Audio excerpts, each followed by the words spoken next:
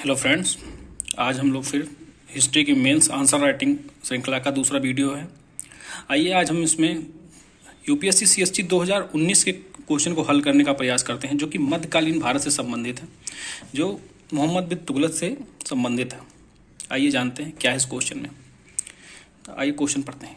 क्या आप इस बात से सहमत हैं कि मोहम्मद बिन तुगलक की योजनाएं भली भांति संकल्पित, निकृष्टता कार्यान्वित और विनाश पूर्वक परित्यक्त थी? चर्चा कीजिए। तो जैसे कि क्वेश्चन पूछ रहा है कि क्या मोहम्मद बिन तुगलक की योजनाएं निकृष्ट थी और उसका कार्यान्वयन उचित तरीके से नहीं हुआ, क्या यह पूर्णतः विनाश पूर्वक थी?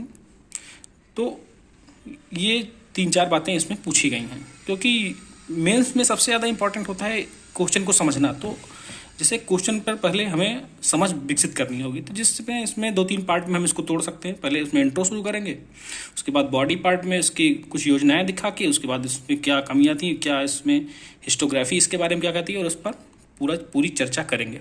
तो आइए शुरू करते हैं। तो जैसा कि हम लोग का इंट्रोडक्शन से शुरू होता है हमेशा, तो आइए इंट्रोडक्शन शुरू करते हैं। तो हम पहले तो इस बात को, क्योंकि ये क्वेश्चन कि इस बात से सहमत हैं, तो इस तरीके से पूछा हुआ है, तो हमें हाँ या ना में जवाब देना पड़ेगा या इस बीच का रास्ता निकालना पड़ेगा। तो ज़्यादातर हमें बीच का रास्ता ही निकालना उचित होता है, तो हमने बीच का ही रास्ता निकाला। तो आइए देखते हैं क्या इंट्रोडक्शन की शुरुआत करते हैं। हाँ, यह सही है कि मोहम्मद बिन तुगलक की योजनाएं अपरिपर्याप्त चर्चा व विश्लेषण के बिना ली गई, परंतु यह कहना उचित नहीं कि ये योजनाएं विनाशपूर्वक थीं। जैसा कि समकालीन इतिहासकारिक साक्ष्य तुगलक द्वारा कृषि सुधार और नहर निर्माण, लॉ एंड ऑर्डर को उच्च कोटि का बतलाते हैं। तो ये हमारा इंट्रोडक्शन पोर्शन हो गया, जिसमें हमने यह चर्चा करी कि कैसे तुगलक की योजनाएं बिना विश्लेषण और पर्याप्त चर्चा के आधार पर ली गई थी, परंतु यह विनाशकारी नहीं थी। इसका कुछ पॉजिटिव इफेक्ट भी थे, तो पॉजिटिव इफेक्ट भी हमने यहाँ पे 2 लाइन में डालकर तुरंत आगे बढ़ गए हैं, क्योंकि हमें ये 15 मार्क का ये क्वेश्चन है, तो हमें इसको 2 या 2.5 पेज के आसपास इसको करना होगा। तो आइए आगे बढ़ते हैं और आते हैं बॉडी पोर्शन पे। तो हमें, जैसा कि क्वेश्चन में पहले से ही मेंशन था कि इसमें कौन कौन सी योजना, मतलब योजनाओं पर थोड़ा सा हमें चर्चा करनी है, जिससे हमारे पास खाका हो जाए कि हाँ इसने क्या योजनाएं चालू की थी। उसके बाद हम जब मेन चर्चा करेंगे कि क्या उसका परिणाम था और क्या उसके निष्कर्ष निकले हैं। तो जैसे मोहम्मद बिन तुगलक की योजनाओं में पहला था राजधानी का स्थानांतरण, उसने देवगिरी में 1327 में की थी, जिसका बाद में नाम दौलताबाद पड़ा। मानकीकृत सिक्कों का चलन था, तो कि तांबे और पीतल के होते थे।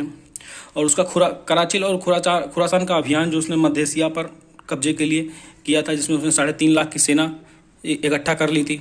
और कृषि सुधारों में जो उसने इजारेदारी प्रथा और दीवाने अमीर कोही का गठन, मानक उपज के आधार पर राजस्व का 1/2 भाग, और कृषि ऋण जो उसने शुरुआत की थी।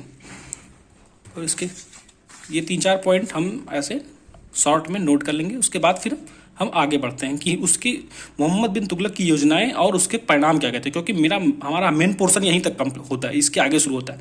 ये हमारा ऊपर का इंट्रोडक्शन और ये थोड़ा सा उसके बारे में क्या इसकी योजनाएं थी। अब हमारा मेन पोर्शन इसके योजनाओं के परिणाम और क्या क्या निकले, इस पर हमारा ज़्यादा फोकस होगा, क्योंकि नंबर हमारा यहीं से गेन होने वाला है। ऊपर ये सारी बातें तो जनरल की हैं, लेकिन नंबर हमारा यहाँ से ही गेन होगा। तो आइए चर्चा करते हैं फर्स्ट टॉपिक पे, राजधानी स्थानांतरण पे क्या है। तो तुगलक ने 1327 मोहम्मद बिन तुगलक ने 1327 में राजधानी दिल्ली से देवगिरी स्थापित करने का निर्णय लिया। चलिए, ये आपका हो गया। अब इस पे बर्नी लिखता है कि इससे दिल्ली शहर पूर्णतः तबाह हो गया, लोग बेघर हो गए और दिल्ली की सड़कों पर लुटेरों ने कब्जा कर लिया। अब ये बर्नी का कथन हो गया। अब हम इसका काउंटर कथन हमको देना है, क्योंकि जैसा कि क्वेश्चन पूछ रहा था क्या ये इसकी योजनाएं विनाशकारी थी, तो हमने स्टैंड लिया है नहीं, विनाशकारी नहीं थी, कुछ फायदेमंद भी थी। तो हमने उसका विनाशकारी पक्ष तो ये लिख दिया जिसमें विनाश का है, परंतु इसके क्या लाभ हुए, तो लाभ के भी पक्ष को हमें साथ में ही लिखना होगा, क्योंकि ये चेक बैलेंस का वाला क्वेश्चन है। ये क्वेश्चन थोड़ा इंटरेस्टिंग टाइप का है। तो इसमें देख लीजिए, ये पार्ट हो गया। इब्न बतूता के वृत्तांत का 1334 का अध्ययन करने से पता चलता है कि दिल्ली पूर्व की तरह ही हरी भरी थी, अर्थात दिल्ली में वही सारे वाणिज्यिक गतिविधियाँ और ये सब प्रॉपर तरीके से होते थे। तो ये हमारे पहले टॉपिक का इसका विनाशकारी जो कार्य था और उसका लाभ क्या क्या हुए, मतलब ये कार्य करने से उसको हानियाँ हुई, इनके अनुसार लाभ हुए। और आगे बढ़ते हैं। इसी में हमने आगे जोड़ा है कि जैसा कि सतीश चंद्रा सर कहते हैं कि नागरिकों को स्थानांतरण से दिक्कत हुई और दौलताबाद बनाने में धन का अतिशय व्यय हुआ, परंतु व्यय के कारण दौलताबाद सूफियों का गढ़ बन गया और इस्लाम की जड़ें दक्कन में भी मजबूत हो पाई। तो ये हमारे मॉडर्न हिस्टोरियन हो गए यहाँ पे। हमने उस समय के कॉन्टेम्परी हिस्टोरियन जो उस समय बर्नी और इब्न बतूता के भी वृत्तांतों का वर्णन कर दिया है। आइए फिर हम अपने दूसरे टॉपिक की ओर बढ़ते हैं। मानक सिक्के का चलन। मोहम्मद बिन तुगलक ने तांबे व पीतल के उत्कृष्ट सिक्के जारी किए, जो कि इससे पूर्व कुबलई खान व 12वीं सदी या चीन में कागज के सिक्के जो जारी हुए थे उसके उदाहरण हैं। बाकी किसी भी शासक, समकालीन मध्यकालीन समाज के किसी भी शासक ने ऐसा कार्य करने की चेष्टा नहीं की, क्योंकि मानक सिक्के चलाने के लिए लॉ एंड ऑर्डर मजबूत होना चाहिए, जो कि इसमें दिक्कत हुई। तो इसमें ईश्वरी प्रसाद जी लिखते हैं कि सिक्के उत्कृष्ट कोटि के थे, परंतु लोग असली और नकली सिक्कों में भेद न कर पाने की वजह से सिक्कों का अवमूल्यन होता चला गया।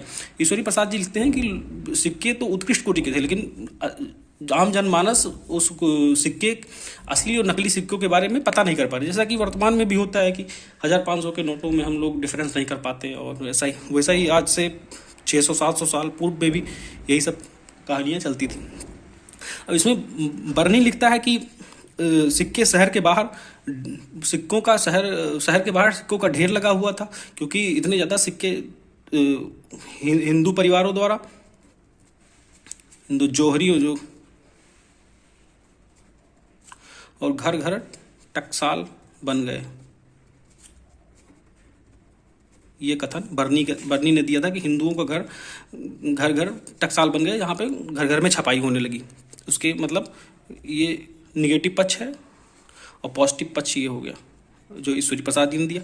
परंतु एक पॉजिटिव पक्ष ये हो गया जिसपे इब्न बतूता ने दिया है कि 1334 में जब इब्न बतूता भारत आता है तो उसने किसी भी इस प्रकार की घटना का उल्लेख नहीं किया। तो हमारा ये चेक बैलेंस का क्वेश्चन, तो हमारा ये चेक हो गया निगेटिव पॉइंट और बैलेंस हो गया पॉजिटिव पॉइंट। ठीक है, आइए नेक्स्ट उस पर बढ़ते हैं।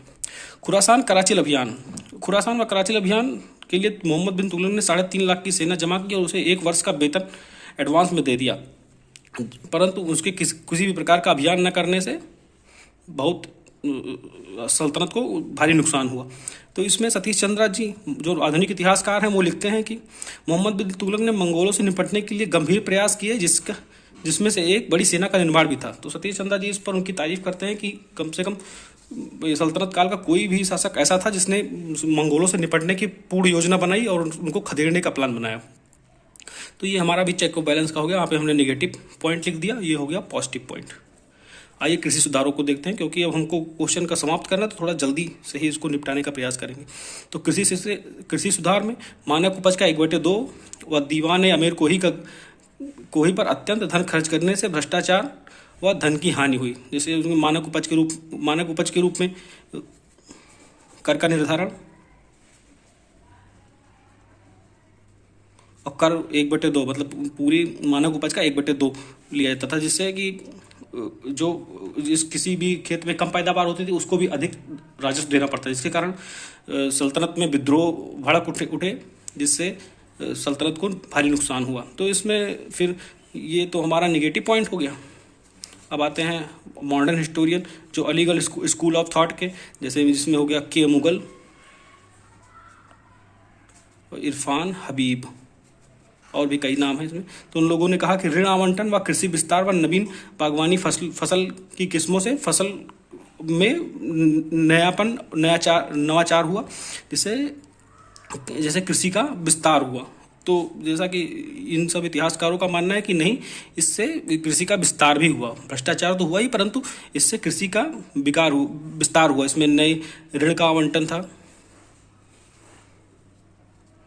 बागवानी थी, इन सब कार्यों से